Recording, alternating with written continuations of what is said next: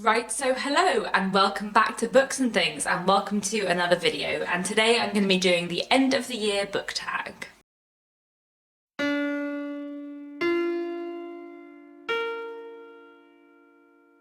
So this is a short and sweet tag which I believe was created by Ariel Bissett, and I'll try and link the original tag down below. I don't think I've been tagged in this, but I am quite behind on BookTube at the moment, so I might have been. But either way, I thought it would be a fun tag to do, so I will get straight into the questions. Question 1 is, are there any books you've started this year which you have yet to finish?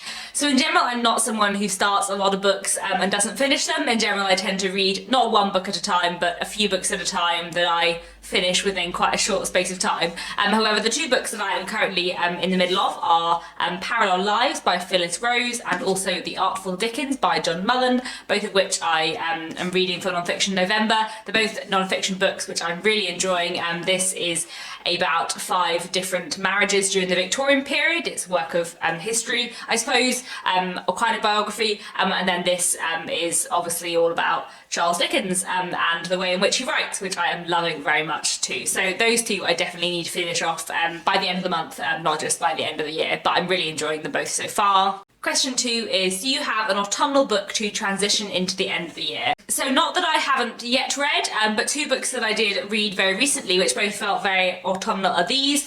So we have The Haunting Season, which is an anthology of ghost stories by various historical fiction writers, which I thoroughly enjoyed. This was a wonderful read. I did a whole reading vlog of it, which I'll link down below. And this felt very autumnal and I suppose seasonal in general, because it is a bit ghostly and felt a little bit Halloweeny, but also quite a lot of the stories are set at Christmas, so definitely felt like a good book for the end of the year.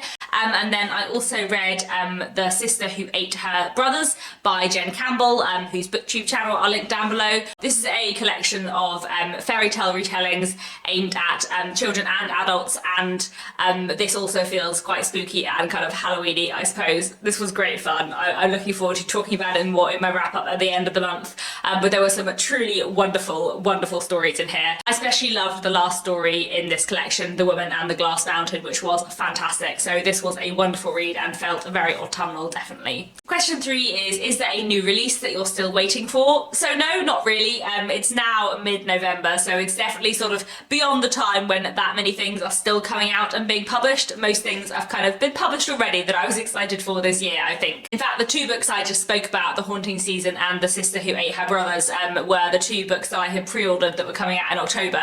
So it's nice to have got them and have read them. But those were the 2 new releases I've been waiting for a little while, and after this I don't really have any more for the rest of the year. Question 4 is, what are the 3 books you need to read by the end of the year?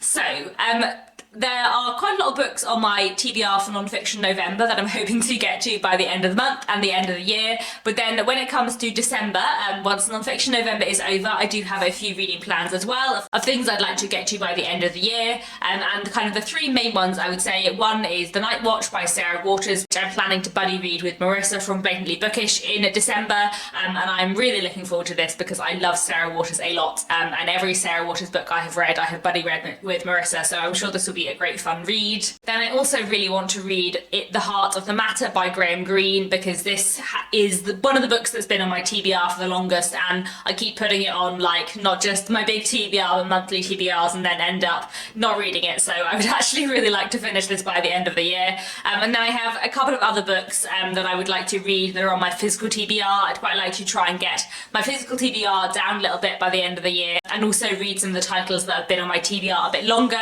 And 2 of the books that have been on my physical TBR for the longest are these, Little Nothing by Marissa Silver, and The Adventures of the Huckleberry Finn by Mark Twain. So I'm hoping I'll read at least one of those in December, if not both of them, but we will see how I go. Question 5 is there a book you think could still shock you and become your favourite book of the year? So it's hard to know. I think The Artful Dickens, which I'm reading at the moment, will end up being my favourite non-fiction book of the year, possibly. That's how it currently feels, but my favourite non-fiction book of the year is definitely outshined by many fiction books. And there are several contenders for my favourite book of the year. I think I did decide which my favourite book of the year was, but there are like 4 books, or certainly 3 books, that could easily have that spot on different days, and I feel like I've already decided what they are, but maybe I'll read something incredible that will outshine them in the next 6 weeks. But I don't think so.